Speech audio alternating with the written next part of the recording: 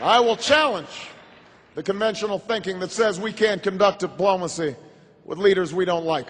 The notion that somehow not talking to countries is punishment to them, which has been the guiding diplomatic principle of this administration, is ridiculous. I mean, Nixon met with Mao. Kennedy met with Khrushchev. Reagan met with Gorbachev. So we have a tradition of recognizing that diplomacy, even with our enemies, can be an important tool of American power. But I do think that it's important for the United States not just to talk to its friends, but also to talk to its enemies.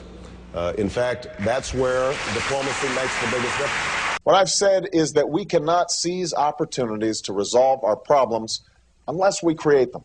And obviously, when we say to Iran, we won't meet with you until you've agreed to all the terms that we've laid out, from their perspective, that's not a negotiation, that's not a meeting. The way to support diplomacy is to actually pursue it. That's what I've called for throughout this campaign.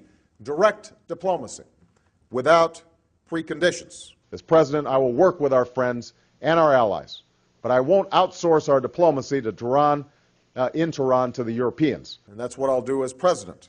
Not the Bush-Cheney diplomacy of talking to our friends and ignoring our enemies.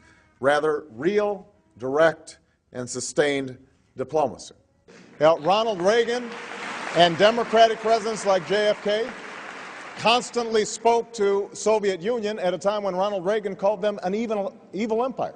And the reason is because they understood that we may not trust them, they may pose an extraordinary danger to this country, but we have the obligation to find areas where we can potentially move forward. That starts with aggressive, principled, tough diplomacy, without self-defeating preconditions, but with a clear-eyed understanding of our interests.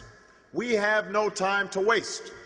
I recall what John F. Kennedy said, we should never negotiate out of fear, but we should never fear to negotiate. Strong countries and strong presidents talk to their adversaries, tell them where America stands, try to resolve our differences without resort to war, and that is what I will do as President of the United States of America.